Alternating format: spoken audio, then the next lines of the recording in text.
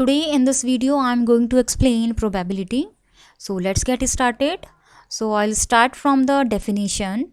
It is a concept which numerically measures degree of certainty of the occurrence of events, meaning that it calculates the chances of getting an event. When we talk about probability, we have one term and that is sample space related to this. It is a total possible outcomes in a random experiment and it is denoted by S. Now let's understand it using some examples. So we have one experiment of tossing a coin. So when we toss a coin, we can have either head or tail. So total possible outcomes are head or tail. So it is represented like this: S equals to inside curly braces H comma T.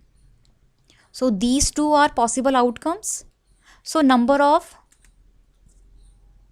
events inside sample space is 2. So 2 possible outcomes we can have when we toss a coin, right? Now when we toss 2 coins, we have different cases. In first case, we can have one head and then another head.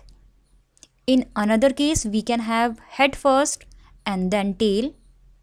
Or we can have tail first, then head. Or we can have tail and then again tail. So overall we can have 4 possible outcomes, right? So sample space will be HH, HT, TH or TT. So here H is head and T is tail. So total possible outcomes in tossing 2 coins are 4, right? When we talk about another experiment of throwing a dice, so we know in dice we have 6 numbers from 1 to 6. So sample space will have numbers between 1 to 6. So total possible outcomes, so number of possible outcomes are 6, right?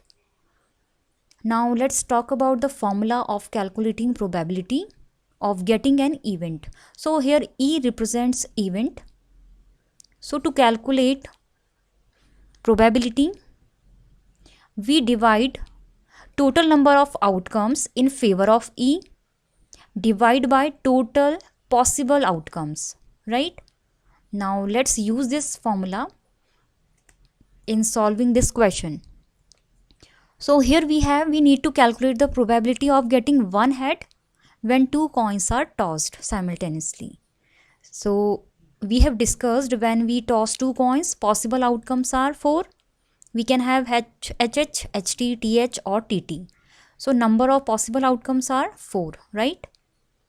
And we need to calculate the probability of getting one head. So here event is getting one head only, right? So events in favor of getting one head is HT and TH, right?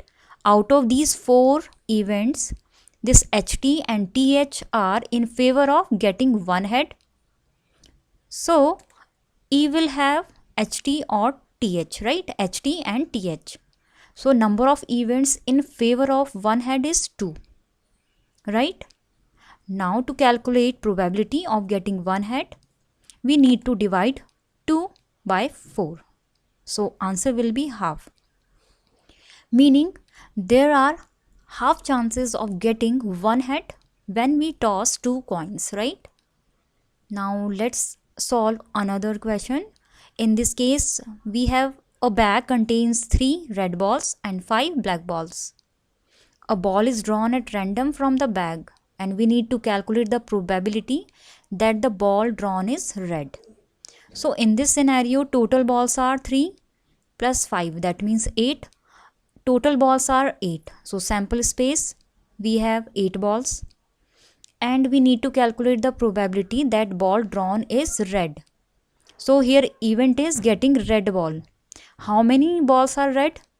So 3 balls are red. That means 3 red balls are in favor of us, right? So here NS is 3 plus 5, that means 8. And number of red balls whose probability we are going to calculate. So here NA is 3. So probability of getting red ball will be 3 divided by 8.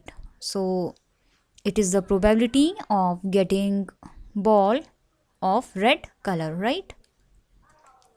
Now we have one important point, and that is probability of any event lies between 0 to 1.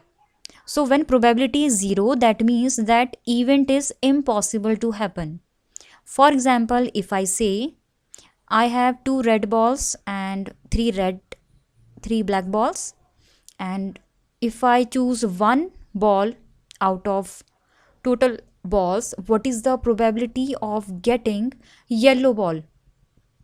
So that means probability of getting yellow ball will be 0 because there is no yellow ball, right?